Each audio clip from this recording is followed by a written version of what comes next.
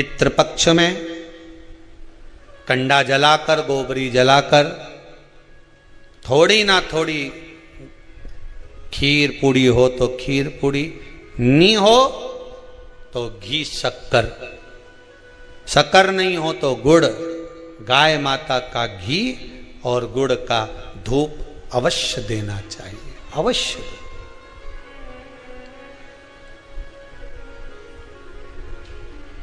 कितना सुंदर वृतांत आता है महाराज।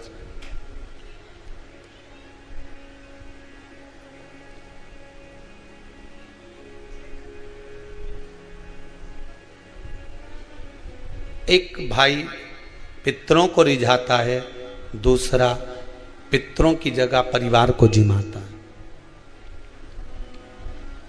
अपने रिश्तेदारों को अपना राशि ठाट दिखाने के लिए जटा मठा की कथा में आता है।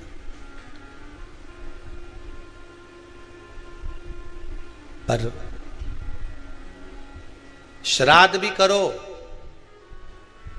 कभी भी जिंदगी में याद रखना, श्राद्ध भी करो तो उसमें दिखावा मत करना।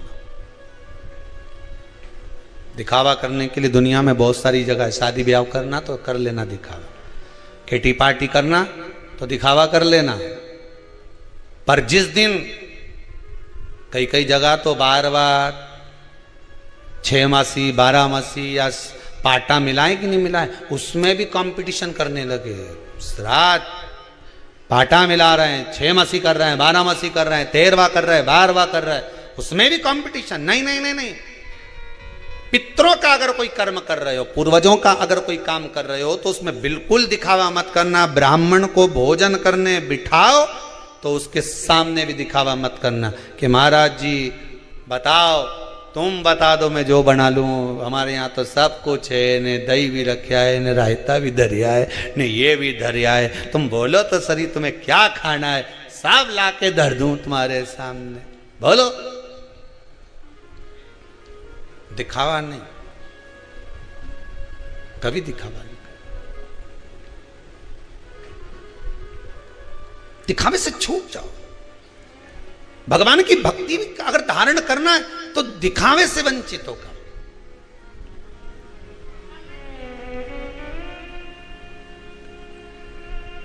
एक व्यक्ति ने प्रश्न किया है, गुरुदेव हमारा अगर मन कथा में नहीं लगे तो हम कथा में जाके बैठे कि नहीं बैठे? तो क्यों नहीं बैठो? बैठो। तेरे मंदिर में जाना मेरा काम है और दर्शन, तेरे मंदिर में जाना मेरा काम है और मुझे दर्शन दिखाना तेरा काम है। तेरी कथा में जाना मेरा काम है और मेरे मन को तुझ में लगाना तेरा काम है। ये तेरे ऊपर है। एक अच्छे से समझ लेना और इसको समझ लो अच्छे से। तुम्हारा मन कथा में लगे नहीं लगे, तुम्हारा मन मंदिर जाए नहीं जाए, मन से उस मन से मतलब रखो ही मत। तुम तो मंदिर में जाओ, तुम तो कथा में जाओ, तुम तो आस्था चैनल खोल कर बैठ जाओ, मन लगे नहीं लगे, मन लगाना उसका काम है। जैसे बहन बेटी, तुम्हारे घर की बहन बेटी मायके आए, अब उनके पैरावनी करना की का काम है? कपड़ा देना, लेन देन करना किसका काम है? भाई का। अब वो कर्जा करके लाए, चाहे अपनी पुरानी साड़ी निकाल के भाभी पहना है, पैरावनी तो ये क्या करना है? तुम तो बस सब पहुंच जाओ मायके, उसके बाद साड़ी कौन देगी? अरे बोलो जम के, भाभी। कपड़ा कौन देगा? भाई।